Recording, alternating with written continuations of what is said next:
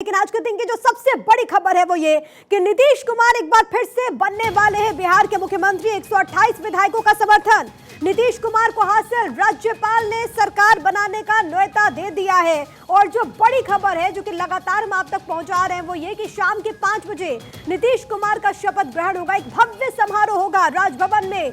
Bharatiya Janata party के राष्ट्रीय अध्यक्ष जेपी नड्डा भी पहुंचने वाले। और बड़ी बात यह कि इस वक्त मुख्यमंत्री आवास यानी कि एक अड़े मार्ग पर तमाम नेताओं की मौजूदगी है। तस्वीरें आपकी टीवी स्क्रीन पर। और देखिए, जब राजभवन पहुंचते हैं नीतीश कुमार, पीछे आपको प्रभु राम की मूर्ति नजर आएगी, प्रतिमा नजर आएगी। अब ये इसीलिए भी क्योंकि राम मंदिर का एक ऐसा मसला था जहां पर आईएनडीआई के तमाम ऐसे दल जो कि इसको लेकर के जिनकी राहें अलग थी, तो वहीं जेडीयू ने अपनी राह को स्पष्ट रखा था।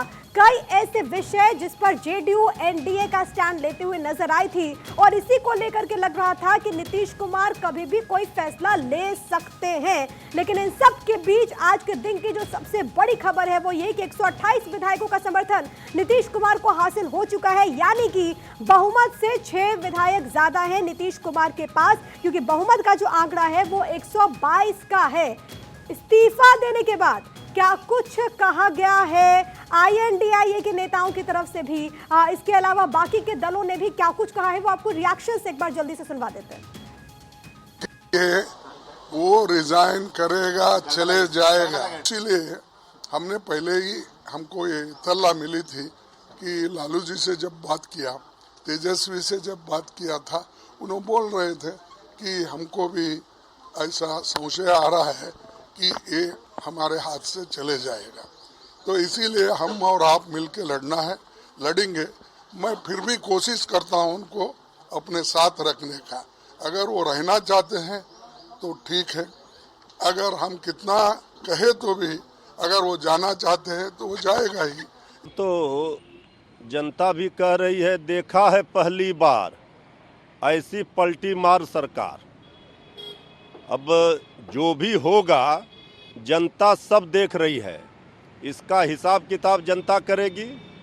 नीतीश जी के साथ सरकार में तेजस्वी जी जब डिप्टी सीएम बने तो 15 महीनों के कामों को ना कोई भुला सकता ना कोई मिटा सकता। ये हमारी उपलब्धि है और हम जनता के बीच में जाएंगे, ये दिखाएंगे कि क्या क्या ऐतिहासिक कार्य हुए, जो विश्व कीर्तिमान स्थापित हुआ। हमने नियुक्ति पत्र बांटा, इन्होंने सरकार गिराया। ये सब ड्रामा है, बीजेपी का ड्रामा है। बीजेपी ने ये ड्रामा रचा है और नीतीश कुमार जी इसमें आ गए हैं, इस जाल में फंस गए हैं।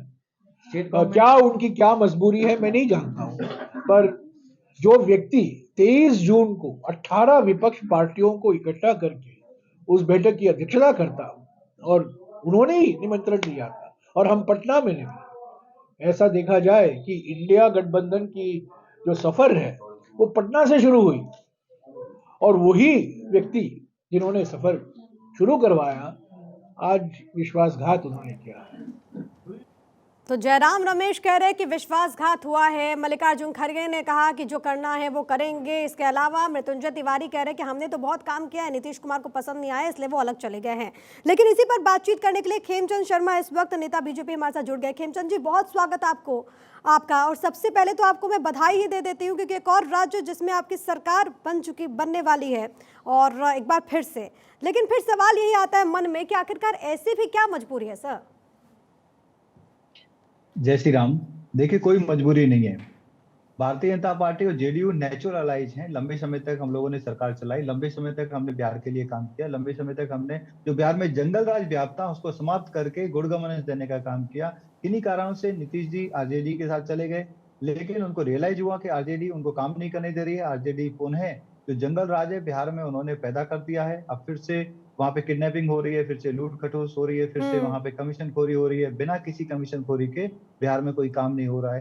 तो नीतीश जी से उब गए थे। लेकिन इस बार आप आश्वस्त हैं क्या खेमचंद जी कि इस बार नीतीश कुमार पलटी नहीं मारेंगे? क्योंकि इनका तो सियासी बैकग्राउंड ही यही रहा है। ये 8वीं मर्तबा है जो पलटी मारे हैं। नहीं, भारतीय जनता पार्टी को उम्मीद है ऐसा नहीं करेंगे, क्योंकि नीतीश जी के कार्यकर्ता भी ये चाहते हैं जो नेचुरल अलाइज है भारतीय जनता पार्टी उनके साथ मिलकर काम करें। और ये आज का नहीं है, हम लोगों ने अटल बिहारी वाजपेयी जी के समय में भी साथ में मिलकर केंद्र में भी काम किया था, राज्य में भी काम किया था लंबे समय तक। तो हमारे कार्यकर्ताओं में एक नेचुरल एक एक्सेप्टेंस है, अलायंस है, नेचुरल एक दूसरे के लिए रिस्पेक्ट है, जो आरजेडी और जेडीयू के कार्यकर्ताओं में नहीं थी। जब कार्यकर्ताओं नेताओं में इस तरीके की एक्सेप्टेंस होती है, सामंजस्य होता है, तो वो लंबे समय तक चलता है। और हमें पूरी उम्मीद है कि ये राज्य की सरकार भी लंबे समय तक चलेगी और केंद्र में भी हम जबरदस्त प्रदर्शन करने वाले हैं और बिहार में हम सूता साफ कर देंगे इंडी गठबंधन का और ठीक है, आप 100% कह रहे भारतीय हैं जनता कि पार्टी नेचुरल और एनडीए अलाई का है, गठबंधन जो है वहां लेकिन पे फिर जीतेगा। ये सवाल भी पूछा जाएगा कि जब आपके साथ थे, जब सब कुछ ठीक था, तो फिर अलग क्यों हुए? मैं लौट रही हूँ इसी सवाल के साथ।